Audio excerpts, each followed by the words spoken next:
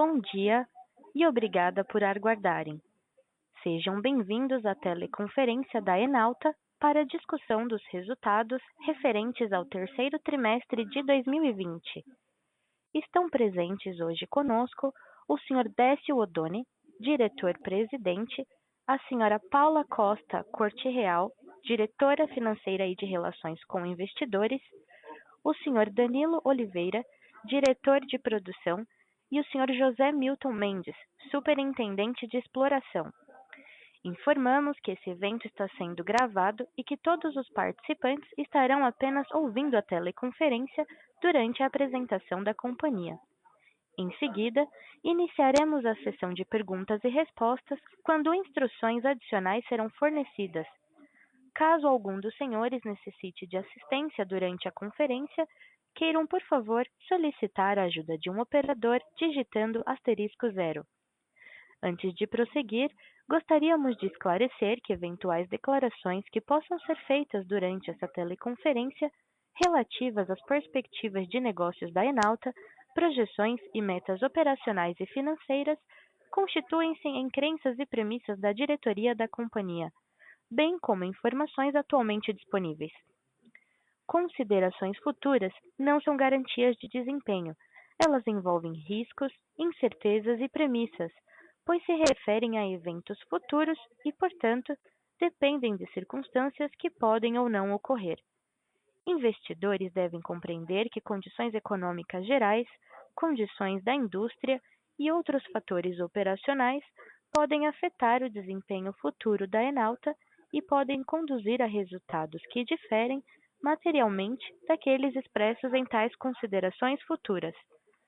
Agora, gostaríamos de passar a palavra para a diretora financeira e de Relações com Investidores da companhia, a Sra. Paula Costa Corte Real, que dará início à apresentação.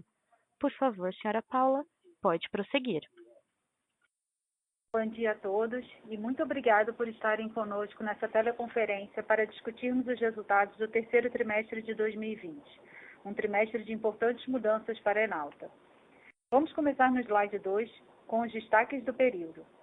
A Enauta segue com posição de caixa bastante sólida de 1,7 bilhão de reais, somados aos recebíveis de curto prazo relativos às transações de M&A e líquidos dos compromissos de CAPEX já assumidos, totalizam ainda assim mais de 2 bilhões de reais. Do ponto de vista operacional, tivemos um trimestre bastante desafiador com a redução na produção do campo de Atlanta. Já o campo de Manati, observamos um incremento na produção como resultado do aumento da demanda de gás. Começando por Atlanta, questões operacionais com o FPSO continuam impactando a operação do campo. Por essa razão, revisamos a projeção de produção média estimada para esse campo, que passou para 20 mil barris por dia em 2020 e 16 mil barris por dia em 2021, podendo variar até 10% para mais ou para menos. Vale destacar que o óleo de Atlanta com baixo teor de enxofre segue bastante demandado e o desconto médio em relação ao Brent nesse trimestre foi inferior a $5 por barril, incluindo custos logísticos. Em Manati, a produção mais do que dobrou em comparação com o segundo trimestre, embora a depleção natural do campo tenha levado a uma redução na comparação com o mesmo trimestre do ano anterior. Para 2020, mantivemos nossa estimativa de compensação financeira de Manati, equivalente a uma produção média de 2,3 milhões de metros cúbicos por dia. Como já divulgado, em agosto, decidimos vender nossa participação de 45% nesse ativo para a Gasbridge por 560 milhões de reais, com a possibilidade de aumento deste valor a depender de condições regulatórias. A transação ainda está sujeita a condições precedentes e esperamos que a mesma seja concluída até o final de 2021. Mais recentemente, como evento subsequente ao terceiro trimestre, recebemos a notificação de saída do nosso parceiro Barra Energia do campo de Atlanta, assunto que vamos discutir mais à frente. Com tudo isso, aliado a uma postergação da perfuração do primeiro poço de Sergipe-Alagoas para a segunda metade de 2021, tivemos uma redução nos valores projetados de CAPEX para os anos de 2020 e 2021 de cerca de 25%. O slide 3 mostra o desempenho de nossos ativos em produção, Manati e Atlanta. A Atlanta teve uma produção média de 14 mil barris de óleo por dia no terceiro trimestre de 2020, queda de 37% em relação ao ano anterior, causada pelos problemas operacionais no FPSO. No segundo trimestre de 2020, já havíamos comentado sobre os problemas relacionados à questão da água. Em setembro, solucionamos o tratamento da água de descarte, mas em seguida os aquecedores de óleo apresentaram algumas falhas em função da corrosão, o que nos levou a reduzir a produção novamente para reparo. Atualmente, o campo segue operando apenas com um poço e prevemos o retorno do segundo poço ainda nesse mês de novembro. O terceiro poço só deve voltar a operar no início do próximo ano.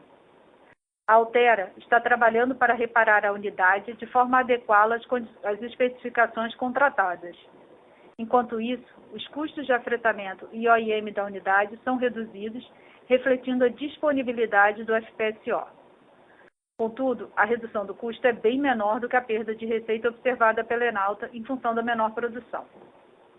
Em Manati, voltamos a ter um trimestre completo com o campo produzindo e no mês de setembro já observamos uma demanda equivalente à capacidade de produção do campo, contribuindo para que os números do terceiro trimestre fossem 146% superiores àqueles observados no trimestre anterior. Quando comparado com o mesmo período de 2020, a depressão natural do campo leva a uma redução na produção média do período. No próximo slide, slide 4, vocês podem ver um resumo dos nossos resultados do trimestre, quando comparados com o mesmo período do ano anterior. Nesse trimestre, apesar da redução na produção por problemas operacionais, combinada a uma queda de 28% no preço médio de venda do óleo do Campo de Atlanta na comparação anual, tivemos um lucro operacional 17,5% superior. Isso reflete os impactos positivos do RED e o controle dos custos operacionais. O lucro teve queda de 6% devido principalmente ao menor resultado financeiro no trimestre. O EBITDAX foi 18% menor, impactado por maiores despesas administrativas e outras despesas operacionais, ainda assim mantendo uma margem EBITDAX de 69%. Como vocês podem ver, a participação dos ativos produtores na composição da receita variou muito ao longo dos últimos 12 meses, em função dos diversos acontecimentos registrados em cada período. Nesse trimestre, a Atlanta representou 63% da nossa receita e Manati 37%. Vamos agora para o slide 5, onde apresentamos o nosso caixa e endividamento. Encerramos o terceiro trimestre com um saldo de caixa de 1,7 bilhão de reais. Nossa dívida, de 224 milhões de reais, é 100% denominada em reais e com a maior parte de seus vencimentos no longo prazo. Nossa relação dívida líquida EBITDAX segue negativa em 1,7 vezes. Temos recebíveis de curto prazo de 144 milhões de dólares referente à venda do bloco BMS-8 para Equinor, aguardando a definição da unitização, e recebíveis de Manati de 560 milhões de reais, em que, se concretizando a transação de venda, receberemos até o final de 2021. Em relação ao CAPEX, vamos encerrar o ano tendo investido 27 milhões de dólares, dos quais 12 milhões de dólares previstos para o quarto trimestre. E estimamos para 2021 55 milhões de dólares, incluindo o quarto poço de Atlanta e a perfuração do primeiro poço em Sergipe e Alagoas. Ou seja, esses números nos mantêm em uma situação de liquidez bastante confortável para buscarmos novas oportunidades de ampliação do nosso portfólio de ativos. No slide 6, temos as informações sobre o RED contratado para a produção do óleo de Atlanta. Nos últimos meses, quando a cotação retornou para a faixa de $40, decidimos comprar mais opções de venda, protegendo uma parcela maior da nossa produção. O RED atual corresponde a 47% da produção esperada para a companhia no quarto trimestre de 2020 e primeiro trimestre de 2021. Foram contratados 530 mil barris no quarto trimestre de 2020, com um strike médio de $44 por barril. Vale destacar que nesse terceiro trimestre, o impacto líquido do RED na nossa receita foi da ordem de 13 milhões de reais. Valor que foi reconhecido na linha de receita operacional. Considerando o RED, a expectativa de break-even para a geração de caixa operacional de Atlanta no quarto trimestre de 2020 reduzirá de $31 por barril para $13 por barril. No primeiro trimestre do próximo ano, os efeitos das operações de RED já contratadas reduzem a expectativa de break-even para a geração de caixa operacional de $28 por barril para $20,8 por barril. No slide 7, vamos discutir em mais detalhe o campo de Atlanta. Como mencionei, enfrentamos problemas operacionais na FPSO desde junho em função de questões envolvendo a separação de água, o que nos obrigou a reduzir a produção para diagnóstico e reparo. A volatilidade na produção tem impacto direto no lifting cost. Mesmo com reduções no custo de afretamento, o lifting cost guarda relação direta com a quantidade de barris produzidos no período, levando a um incremento de 43,5% nesse indicador. 2020 foi o ano de repensarmos o desenho do sistema definitivo do campo de Atlanta. Já no final do primeiro trimestre, antes de iniciarmos as tomadas de preço e contratações para esse projeto, a pandemia e a drástica redução do preço do óleo nos forçaram a revisar nossos planos, buscando opções que sejam mais rentáveis e resilientes à nova realidade de preços de petróleo. A boa notícia é que não foram assumidos compromissos adicionais com o projeto definitivo até o momento, nos dando a flexibilidade necessária para tomar a decisão que for mais adequada para a companhia. A análise dos diferentes cenários para o desenvolvimento de Atlanta foi acelerada no início deste mês com a decisão da Barra Energia de sair do projeto. Nossa prioridade absoluta nesse momento é decidir se absorvemos a participação da Barra e seguimos com o projeto ou se caminhamos para o abandono conjunto. Acho importante lembrar a todos que a decisão de abandono conjunto, se tomada, não ocorreria de imediato.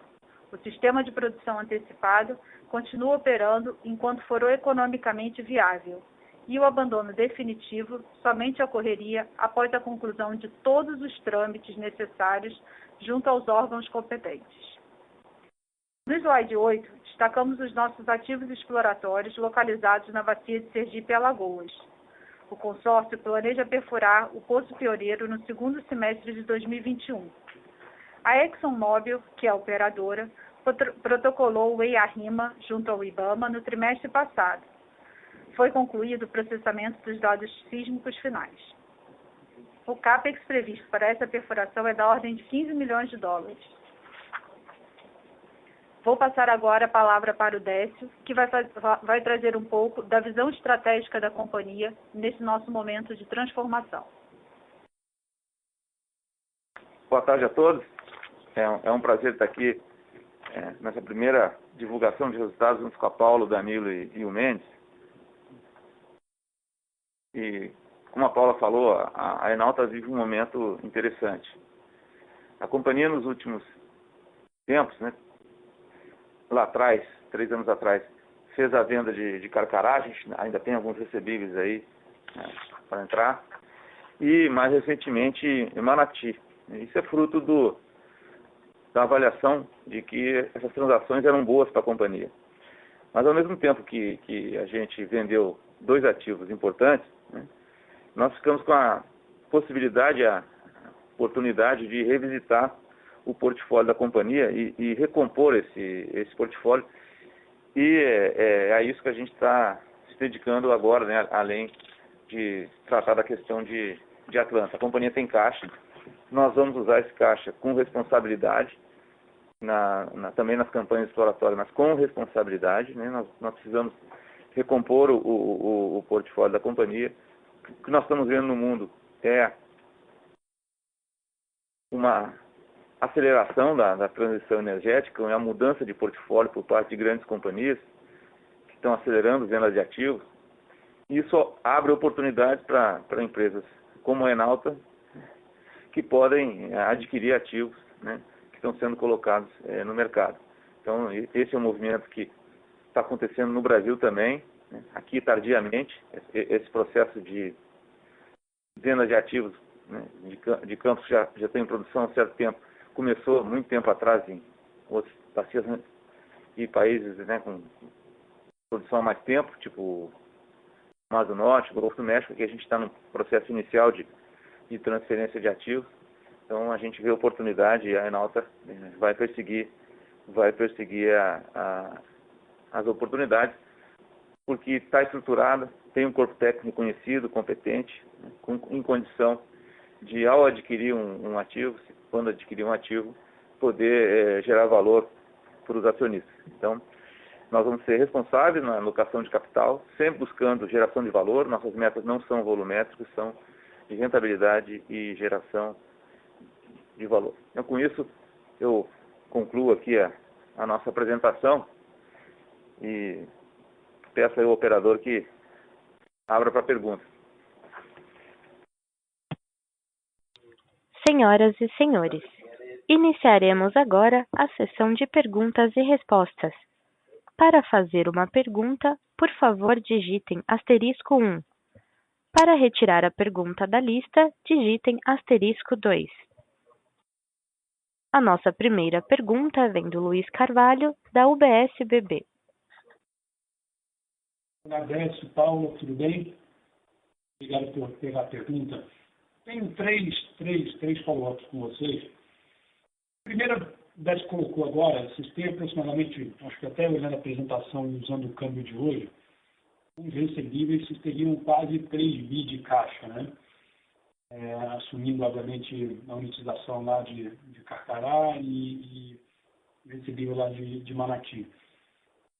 Queria entender qual é a cabeça da companhia. Acho que o Décio já falou um pouco de revisão de portfólio, mas se existe alguma possibilidade de, em algum momento, considerarem pagamento de dividendo extraordinário. E nessa pergunta, Décio, se você pudesse, você acabou de mencionar a parte de transição energética, seria imaginável, por exemplo, entender que a Enauta poderia olhar para outros setores que não só a exploração e produção, por exemplo, alguma coisa relacionada a gás, alguma coisa relacionada, talvez, não sei, a geração térmica, alguma coisa nesse sentido, ou de fato, essa revisão de portfólio é estritamente, vamos dizer assim, ligada à parte de petróleo e gás? E a segunda pergunta é em relação à Atlanta. Na apresentação, vocês mencionam um break-even próximo de $30 e entendo que vocês fizeram, obviamente, algumas projeções. Por exemplo, a Paula mencionou o poço voltando em 2021. Eu queria entender como é que está a cabeça de vocês agora para a definição em relação ao campo e quando, eventualmente, a gente pode esperar algum tipo de definição. E se vocês pudessem dar um pouquinho também de detalhes sobre a estratégia de hedge. Obrigado. Boa tarde, Luiz. É sempre um prazer falar contigo. Né? Vamos lá, por partes. Né? Estratégia. Num primeiro momento, a nossa ideia é recompor o portfólio da companhia voltado à produção de petróleo e gás. Hoje a gente já tem um portfólio exploratório, então nós estamos aqui avaliando a aquisição na área de petróleo e gás, que pode ter alguma relação com o setor de gás se essa aquisição envolver produção de gás natural. A gente não tem nenhum alvo avançado ainda. Estamos estudando, essas coisas não acontecem muito rapidamente. Então, o nosso primeiro objetivo no curto prazo é essa recomposição, e mais à frente, depois que nós tivermos já um novo portfólio, né? O objetivo é que seja um portfólio mais diversificado, a gente vai sim pensar o que fazer em relação à transição energética. Qualquer companhia que queira perdurar, né, nesse nosso negócio, no futuro vai ter que, em algum momento, se dedicar a isso. A gente entende que o nosso momento agora é o momento de priorizar a recomposição do portfólio de produção de petróleo e gás, para depois, mais à frente, quando tiver a situação mais equilibrada, a gente pensar mais à frente, né, em relação à transição energética. Questão de dividendos, né, a gente tem uma política de dividendos, que é nosso objetivo cumprir, e dividendos adicionais, eles demandam a existência de caixa e de lucros acumulados. Então, o objetivo nosso agora, como já comentei, é recomposição do portfólio.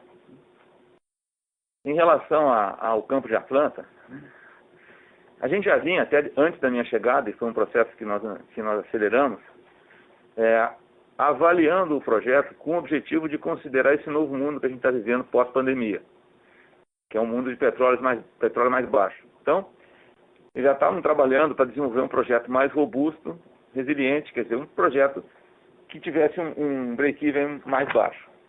Quando veio a decisão da Barra Energia de sair do projeto. É importante a gente entender que as motivações da Barra não são necessariamente as mesmas motivações da Enalta.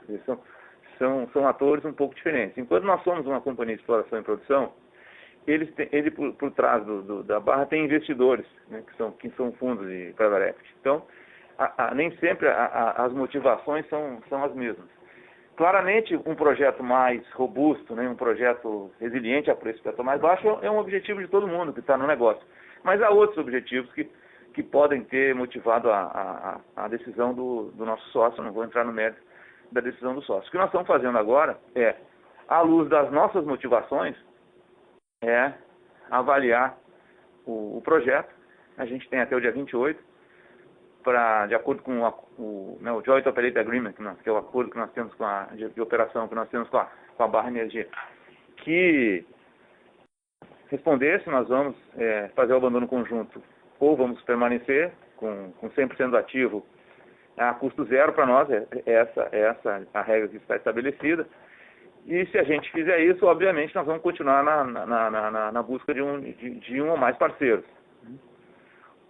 E isso nós só vamos fazer se o projeto for viável. Se o projeto for viável para nós, possivelmente será viável para outros também. Então, a gente acredita que se a gente continuar com a Atlanta, a gente vai continuar com a Atlanta num cenário em que a gente vai ter parceiros, né?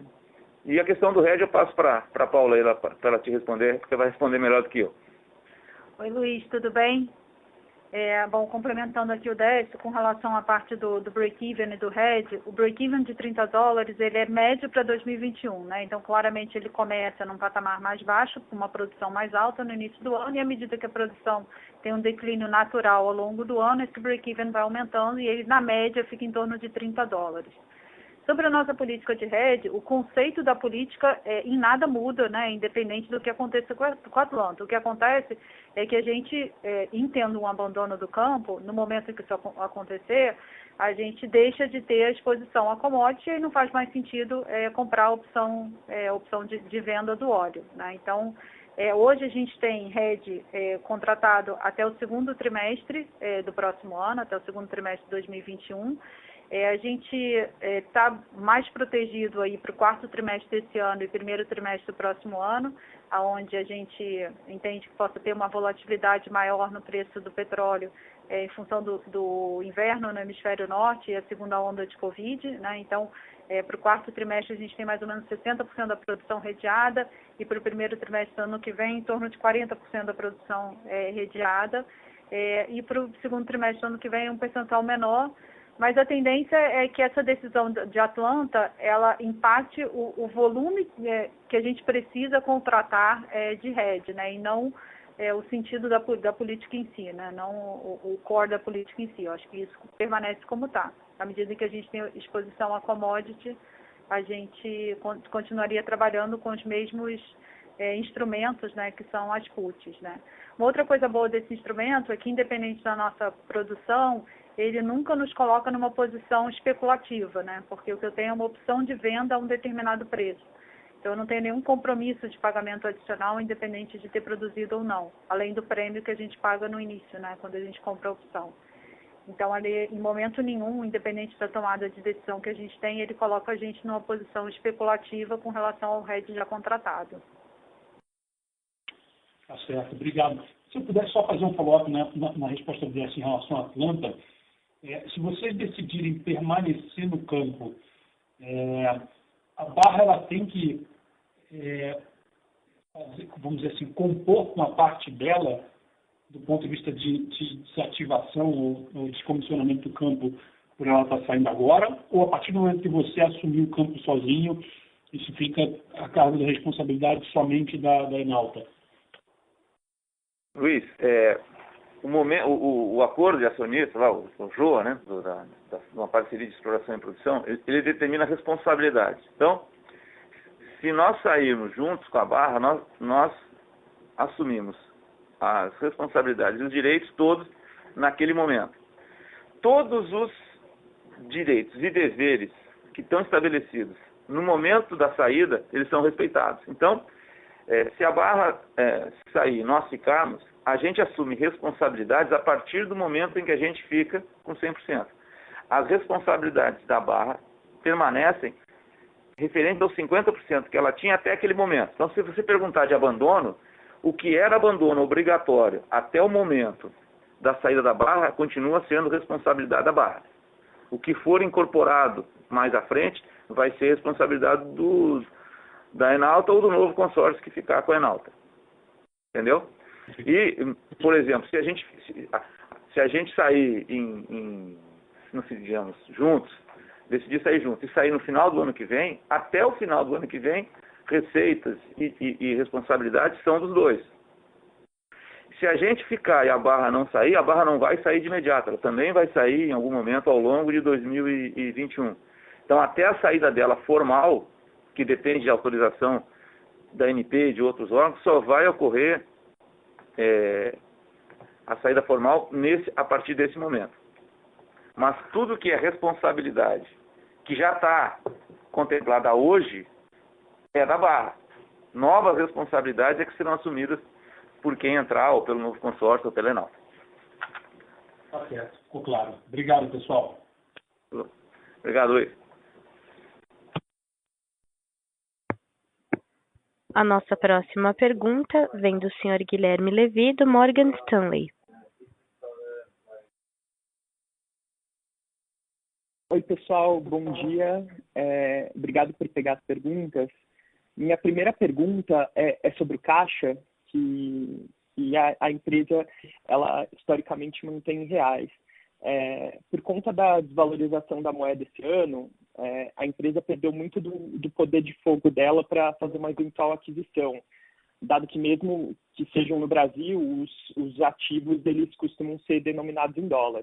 Então, minha pergunta é se, de repente, não faz sentido proteger esse caixa, que hoje está em reais, de alguma maneira, da volatilidade do real, alocando ele num fundo com ativos em dólar, por exemplo.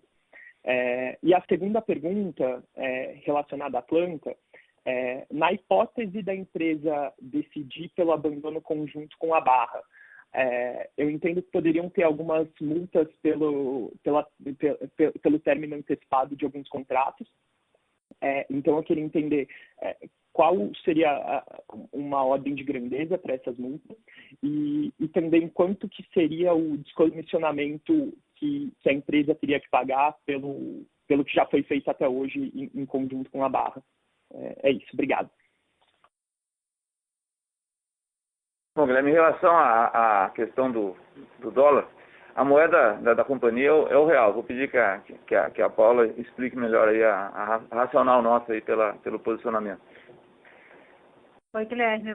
Bom dia. É Paula. Então, como o Décio colocou, né, a nossa moeda funcional é o real, né? Então, até hoje, a nossa política de hedge, a política de risco de mercado, ela visava proteger a exposição cambial na medida em que a gente tinha compromisso, na medida que a gente tivesse compromissos assumidos em dólar. E assim foi quando a gente teve compras de ativos que foram dolarizados, como o BMS8 e o BS4. Na medida em que a gente assumiu esse compromisso, a gente, no mesmo momento, dolarizou essa parte do caixa. Mas a nossa moeda hoje funcional é reais. A gente, de fato, tem até discussões internas e para frente isso pode mudar, principalmente se a gente não tiver mais produção de Manati, que era uma receita importante da companhia e também era denominada em reais, e entender que o nosso business funciona mais em dólar, mas eu acho que isso é uma discussão para o futuro. Hoje a gente, de fato, tem uma companhia cuja moeda funcional é reais. A gente tem a proteção para o câmbio na medida em que a gente tem o compromisso de CAPEX já assumido e o próprio fluxo da commodity de Atlanta, na medida em que ele esteja redeado, né, através das opções de venda de óleo, ele também é composto como um fluxo dolarizado. Outro ponto que eu queria lembrar é que, embora a gente tenha uma posição forte de caixa em reais, a gente também tem um recebível importante da Equinor de 144 milhões que está dolarizado, né, que é em dólar. E tudo isso entra dentro da composição da nossa política de gestão de mercado. Então, a principal razão para manter a maior parte do caixa hoje em reais é a nossa moeda funcional. Bom, segunda parte, que era a questão lá de Atlanta, né? No caso de abandono conjunto, alguns contratos sim prevêem multa, né? A multa é declinante quanto mais avançado no tempo for, especialmente o principal deles, que é a plataforma, a FPSO. E em relação ao descomissionamento, a gente tem já uma provisão de abandono, que são recursos que são aportados, né? Provisionados para o abandono, e a gente está agora nesse trabalho de avaliação, quantificando qual vai ser efetivamente o custo de abandono, mas eu digo que parte desse custo já está considerado.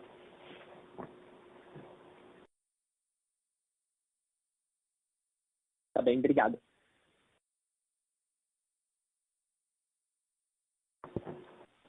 A nossa próxima pergunta vem do senhor Leonardo Marcondes, do Itaú BBA. Bom dia, boa tarde, pessoal. Obrigado por pegar minhas perguntas. Eu tenho 2 perguntas do meu lado, tá? A primeira seria em relação à mudança estratégica da companhia. A gente já entendeu que vocês passarão a olhar até ativos que já estão em fase mais madura, né? Mas eu gostaria de saber se vocês poderiam nos dar um pouco mais de cor e quais seriam as características importantes ou atrativas para vocês que vocês precisariam enxergar nesses ativos para participar de um eventual processo de aquisição. Minha segunda pergunta é em relação à saída da Barra em Atlanta. Eu queria entender se vocês sabem se nesse processo não teve nenhum interessado em comprar parte deles, e se teve, qual a opinião de vocês do porquê que essa eventual aquisição não teria ido para frente, né?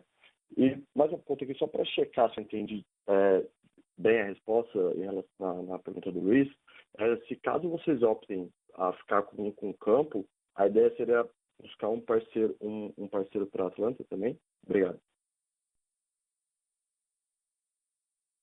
Vamos lá, Leonardo. A Enauta se caracterizou no passado por focar mais em exploração e desenvolvimento de descobertas, né? No caso aí de Manati, Atlanta e Carcará e os blocos exploratórios que a gente tem em carteira. Mas muito dessa estratégia foi resultado das oportunidades que estavam disponíveis. No momento em que essa estratégia foi implementada, você não tinha oportunidade de aquisição de ativos em produção no Brasil. Isso é um processo aqui muito recente, que vem dos últimos 2, 3 anos, né? Então, as oportunidades para aquisição de ativo em produção no Brasil não estavam presentes. E a Enauta, desde o IPO, administrou de forma responsável o caixa, e tanto que preservou parte do caixa, para que a gente hoje possa estar em condição de, quando as oportunidades surgiram, de poder fazer aquisição. Então, nós vamos olhar ativos, e não temos objetivos volumétricos, o nosso objetivo é geração de valor, né? Nós vamos buscar encontrar um ativo que nos dê oportunidade para geração de valor, com o conhecimento da companhia, com a capacidade técnica que a companhia tem, e esse ativo, ou esses ativos, podem estar em qualquer ambiente, não necessariamente em água profunda, que é onde a companhia vinha operando mais recentemente, além de Manati. Então, pode ser em terra, pode ser em água rasa, pode ser em água profunda. O que interessa é que a gente identifique oportunidade para a geração de valor. A gente teve conhecimento, sim, segundo a pergunta, de que houve movimentos para a venda da participação da Barra em Atlanta, até porque, como operadores, nós tivemos contato com vários interessados, né? E essa transação não acabou acontecendo. Acredito que a gente tem que tentar entender também as motivações de cada companhia. Como eu falei já nesse call, a Barra é uma companhia com características diferentes da Enauta. Eu acredito que isso possa ter influenciado nesse processo aí de venda que não ocorreu. Terceira pergunta, parceiro em Atlanta, sim. a gente tem o objetivo de sempre ter parceiro nas nossas operações para diluir risco e permitir que a gente tenha um portfólio mais diversificado. Então, se nós viermos a ficar, né, com a participação da Barra em Atlanta, nós imediatamente vamos continuar procurando parceiros ou parceiro para o campo. Perfeito, Décio. Muito obrigado, viu?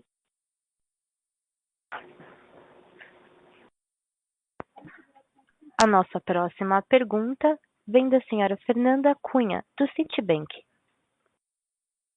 Oi, boa tarde a todas.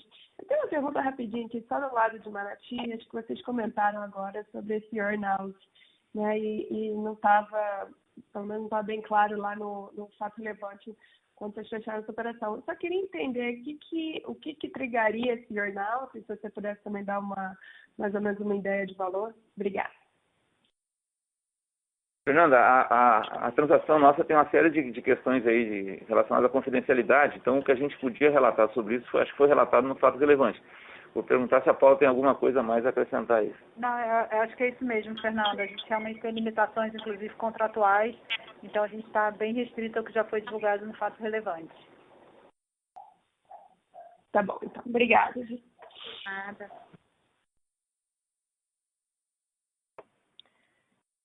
A nossa próxima pergunta vem do senhor Rodrigo Almeida, do Santander.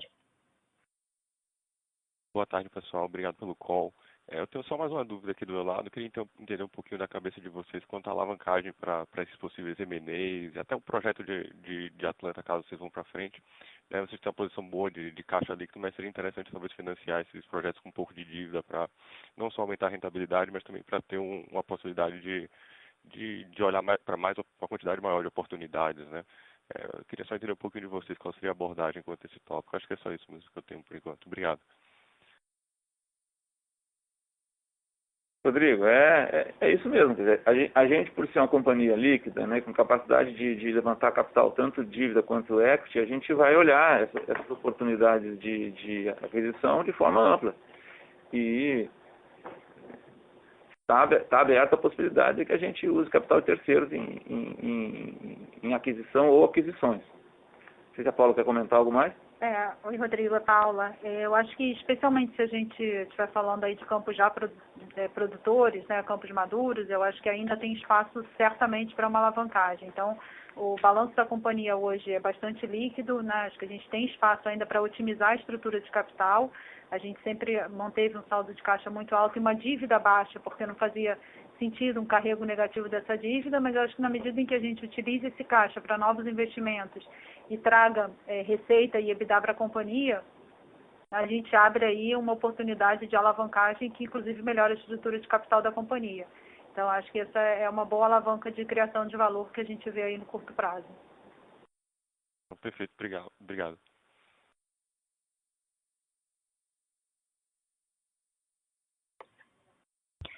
Lembrando que para fazer perguntas, basta digitar *1.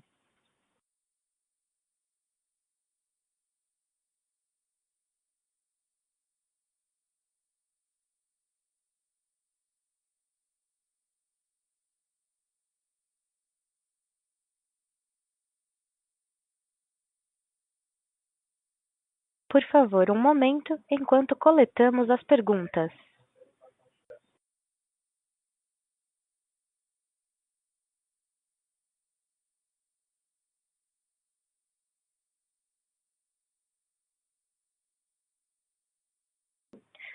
A nossa próxima pergunta vem do webcast. Bom dia. O mundo tende a migrar para energias renováveis. O que a Enauta pretende fazer no futuro próximo sobre essa questão? Bom, boa tarde de novo, para o pessoal que está nos acompanhando aí pelo webcast. Eu comentei já, respondendo outras perguntas, que o nosso objetivo de curto prazo é a recomposição do portfólio de exploração e produção. E que mais à frente a gente vai buscar oportunidades relacionadas com a transição energética. No curto prazo, o que eu vejo é a gente avaliando possibilidades relacionadas aí à produção de petróleo e gás, especialmente de gás, que possam ter, né, alguma conexão com a transição energética. A gente está está olhando para isso, né? E não quer dizer que a gente não vá tomar nenhuma ação nessa direção, mas eu vejo que qualquer consequência de um movimento estratégico nosso nessa direção não aconteceria no curto prazo.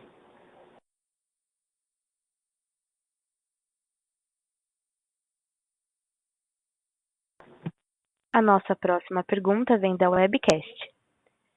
Bom dia, me chamo Lucas. Minha pergunta é sobre o campo de Atlanta.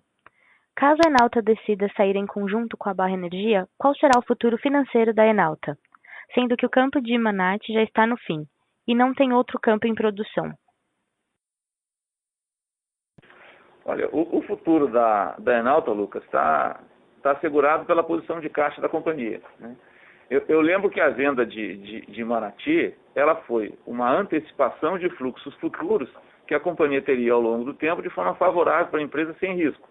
Então, a venda de Manati foi a troca, né, de um fluxo incerto por um fluxo certo, descontado a uma taxa de desconto que nós consideramos atraente. O que nos permite ter recursos para recompor, né, o portfólio de produção da companhia, para voltar a ter esse fluxo de caixa constante.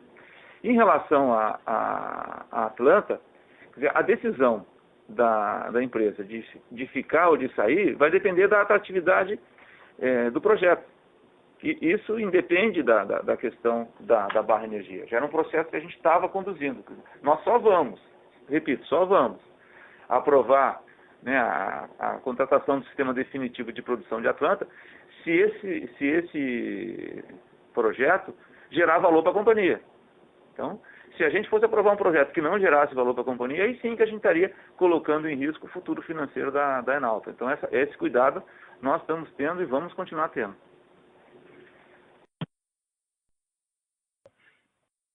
A nossa próxima pergunta vem da senhora Fernanda Cunha, do Citibank.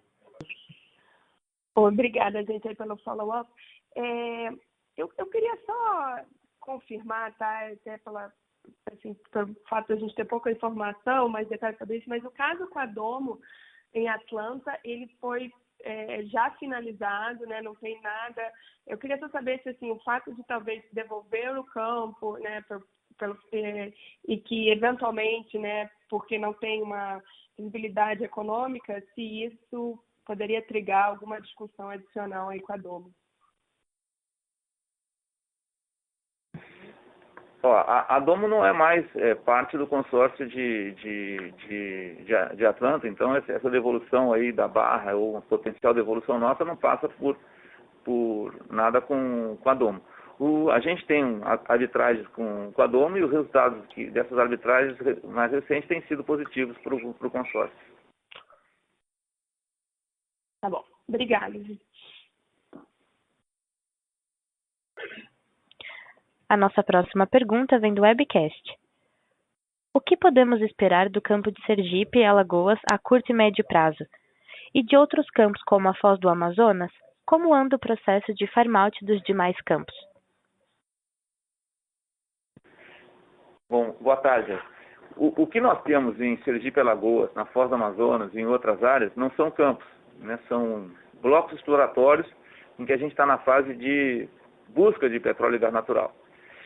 A procura mais adiantada que a gente tem é em Sergipe e Alagoas. Então a gente tem expectativa de perfuração de um poço em Sergipe e Alagoas no segundo semestre do ano que vem.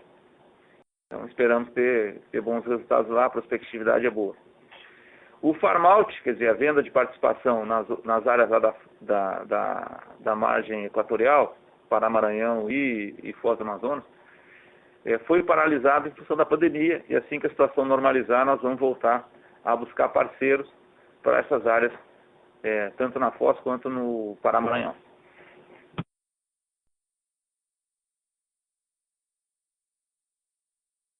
A nossa próxima pergunta vem do Sr. Victor Schmidt, da For Sale Capital.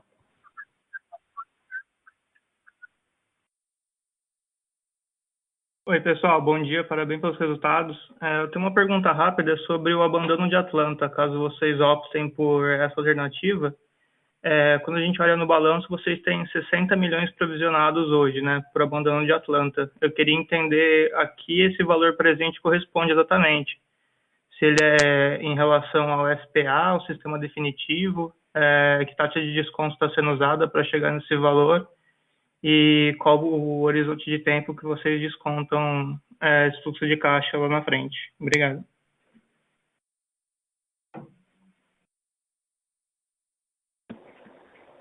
Vitor, nós temos aí esse montante provisionado referente ao abandono de postos lá no sistema antecipado de Atlanta, que é a nossa parte, né? Tem também a parte provisionada pela Barra Energia. O que nós estamos avaliando agora é, em havendo, né, um abandono do projeto como um todo, se houver, qual seria, né, esse custo de abandono e qual seria o valor incremental a esse que a gente teria que considerar. Eu vou passar para a Paula para ver se ela tem algum complemento mais a fazer a minha resposta. É exatamente isso. Na verdade, a gente tem um valor total provisionado de 120, mais ou menos, né? 60 é só a participação da Enalta. Essa provisão, ela ocorre, os aportes ocorrem de acordo com a reserva já desenvolvida, então ele ocorre de acordo com a reserva aí do SPA. E ele contempla basicamente os 3 poços produtores que a gente tem hoje, né? Na medida em que a gente perfure novos poços ou que tenham outros gastos associados à remoção dos equipamentos, esse valor teria que ser complementado. Isso faz parte das discussões e as análises que a gente está fazendo em relação ao abandono versus continuidade do projeto. Então, acho que a gente está dimensionando melhor esses 2 caminhos e, enfim, eventuais ajustes esses valores seriam revisitados.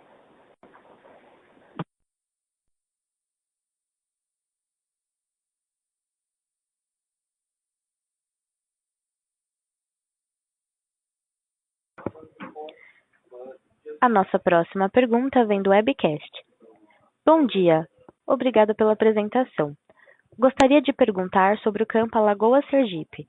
Qual a perspectiva de incremento nas receitas e no lucro? E qual a previsão de início para a comercialização? Outra pergunta. Há perspectiva de pagamento de proventos aos acionistas ainda em 2020? Bom, vamos lá. Como eu já comentei agora há pouco, o que a gente tem em Sergipe Alagoas é uma área exploratória que deve ter um primeiro poço perfurado no ano que vem. A gente não tem ainda estimativas de receita ou de lucro, até porque não tem nem descoberta de petróleo e gás lá, né?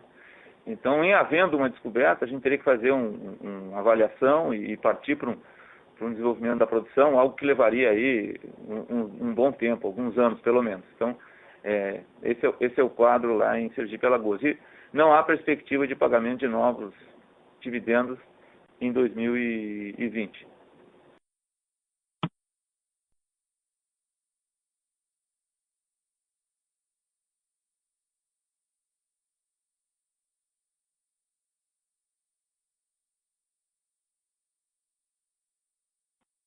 A nossa próxima pergunta vem do webcast. O volume de água na produção dos poços de Atlanta pode comprometer a continuidade da exploração comercial do campo? Qual o prejuízo para a companhia se confirmar o abandono? Bem, a parte mais fácil é da água, né? Definitivamente, não. A água não compromete o desenvolvimento do campo. A água é solução para a produção do campo. Todos os campos de óleo pesado no mundo produzem, basicamente, da energia de um fluxo de água. Aqui no Brasil, todos eles, com certeza, chegando a percentuais até 90% de água de produção. A água é problema atual no FPSO que nós estamos utilizando, que ele foi contratado com a limitação de separação e tratamento de água. Para o desenvolvimento futuro do campo, onde seria construído um FPSO específico para isso, não seria problema. A segunda parte é qual seria o prejuízo de Atlanta. Isso já foi comentado. Nós temos um grupo de estudos agora para levantar justamente quais os custos que a gente teria a mais para o abandono do campo conjunto nesse momento, mas ainda não temos resultados, tá? Então, no momento, a gente não tem condições de responder essa pergunta. Se o Décio quiser continuar. Não, é isso. A gente está nesse processo de avaliação, e se a gente abandonar o campo junto com a barra, a gente teria que assumir algumas perdas que a gente está quantificando no momento.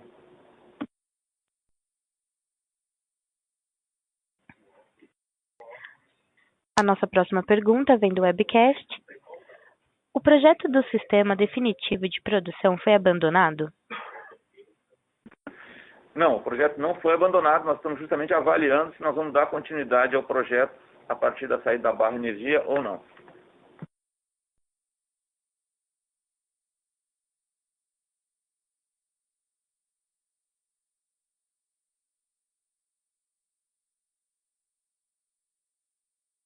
Um momento, por favor, enquanto coletamos as perguntas.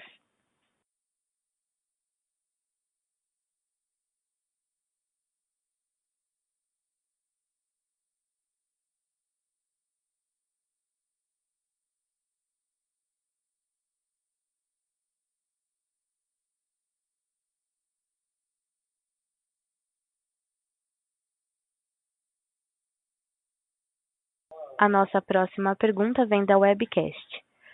O terceiro poço de Atlanta só volta em 2021 por causa do poço ou por limitação do FPSO?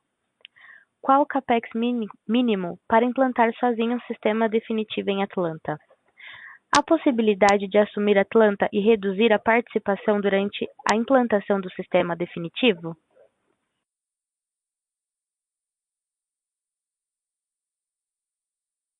Bom, vamos lá.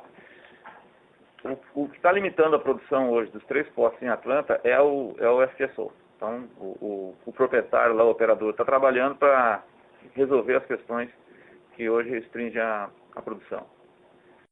A gente não tem o valor do capex mínimo para implementar sozinho o sistema definitivo, seria o mesmo de implementar com parceiros, né? É justamente esse estudo que nós estamos fazendo agora. E o objetivo é justamente esse, que está colocado na pergunta, se há possibilidade de assumir a Atlanta e reduzir a participação durante a implantação do sistema definitivo. A gente está permanentemente conversando com potenciais parceiros para o projeto de Atlanta. E o objetivo é, sim, ter um ou mais parceiros no campo.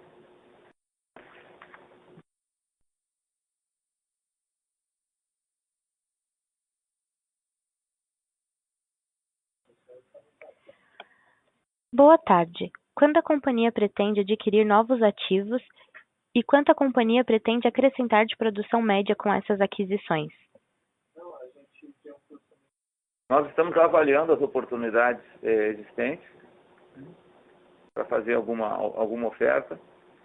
Acredito que nada vai acontecer no curtíssimo prazo. Esses processos são processos lentos. Se a gente tiver alguma novidade em relação a isso, acredito que a partir de 2021.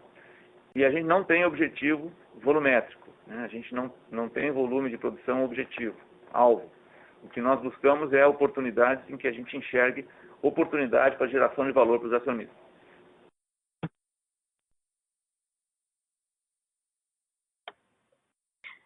Nossa próxima pergunta vem da webcast. Vocês estão de olho em ativos com produção terrestre, águas ultraprofundas ou águas rasas? E por quê? Como eu já comentei, a história da companhia é uma história de sucesso na exploração e desenvolvimento de reservas. Por que até agora não estava aberta a oportunidade para aquisição de campos já em produção? Essa estratégia de exploração, fruto da maturidade dos ativos no Brasil, ela indicava que as principais oportunidades exploratórias estavam em águas profundas ou águas ultraprofundas. São características da geologia brasileira. Por isso que a companhia, no segmento de exploração, focou em águas profundas ou ultraprofundas. Agora, com a abertura de oportunidade de aquisição, a gente está abrindo o leque. Nós vamos olhar ativos de produção em qualquer um desses ambientes, terra, água rasa, água profunda, buscando, como eu disse, geração de valor. E isso é o nosso objetivo. Assim, nós não estamos limitando o ambiente para qual a companhia vai olhar, nós estamos sim buscando identificar ativos que a gente veja possibilidade de geração de valor.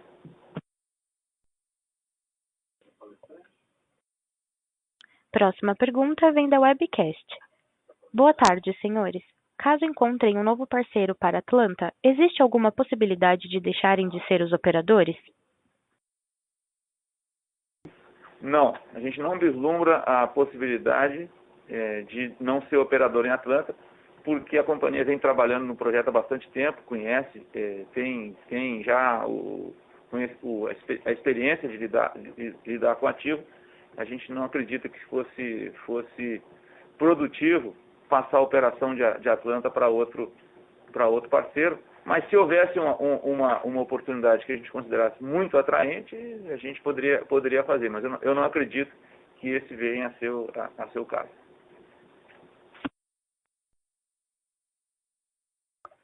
Próxima pergunta vem do webcast. Existe alguma tratativa para recompensar futuramente os problemas provocados pela proprietária do FPSO?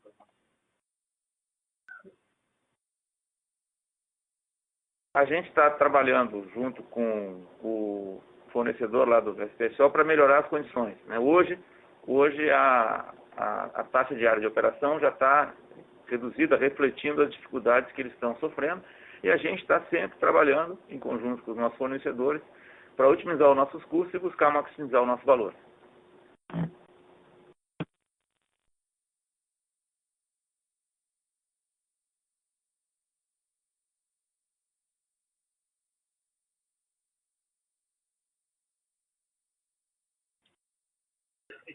Por favor, aguardem enquanto coletamos as perguntas.